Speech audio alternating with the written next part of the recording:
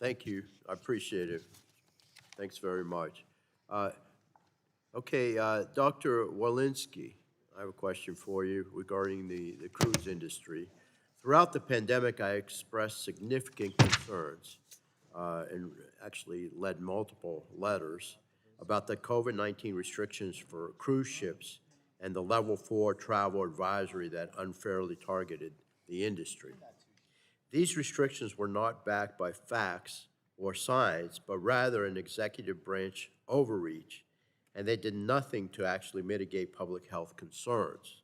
They unfairly punished Floridians and others throughout the country, businesses who rely on the cruise industry for their livelihood by creating a baseless no-sale order that costs local economies billions of dollars.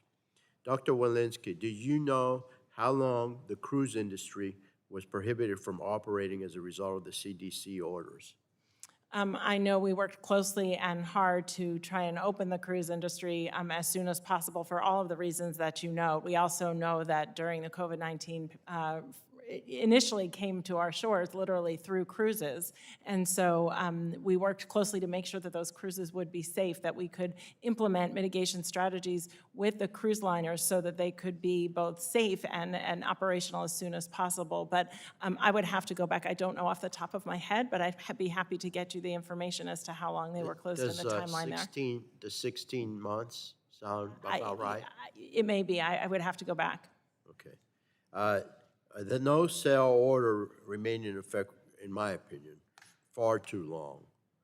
What do you say to the people of my state who lost their livelihoods due to your agency's inability to make nimble and timely fact and science-based decisions? And how will you commit to changing your agency's approach to the way it handles the travel and tourism sector, because it's so vital to my particular state and, of course, other members. We have hidden treasures throughout the world, but the cruise industry is very important to our economy. The cruise industry and many other industries have suffered gravely from the last 3 years. And so, you know, what I can tell you is that we at CDC are working to put the science of public health forward so that we can work with across the agencies to create policies that where health is one piece of the puzzle. And so, you know, that is our job at CDC. Thank you. Dr. Califf, according to recent GAO reports, they reiterated longstanding concerns about the FDA's ability to oversee the global pharmaceutical supply chain, an issue that has been on their high-risk list since 2009. GAO found that the FDA needs to increase monitoring of medical products manufactured overseas and improve planning for drug shortages. GAO reported that the FDA had vacancies among each of the groups of investigators who conduct foreign inspections. For example, within its foreign offices in China and India, about 1/3 of its drug investigator positions were vacant. Inexcusable as far as I'm concerned. This is a serious issue. Dr. Califf, how much progress have you made in filling these vitally important vacancies?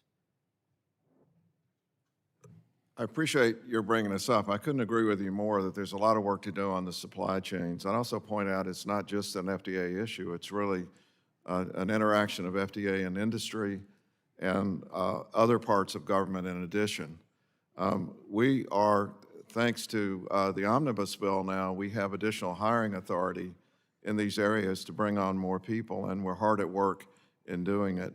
Our numbers of inspections are growing daily now, and we're catching up to what was lost during the pandemic. And particularly in China, as you know, this has been a big issue because of lack of access to entry into China until very recently.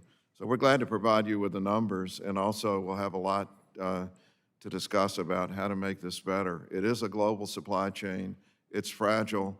The only industry where we're not seeing supply chain problems is tobacco, as far as I know, which is not exactly the way I'd like to see it. Yeah, I'd like to see also if you can provide me this information or even give me a rough estimate now as to how many jobs have been filled since the legislation was passed, and how many remain? I mean, particularly, with overseas, China and India. We'll get back to you with the details, and happy to follow along with you. I've done a lot of work in China and India myself in my previous life in academia and industry, and we've got to be there because that's where a lot of our supplies are coming from now, whether we like it or not. And I hope we can also fix that and bring more of it back to the U.S. Thank you very much. I yield back, Mr.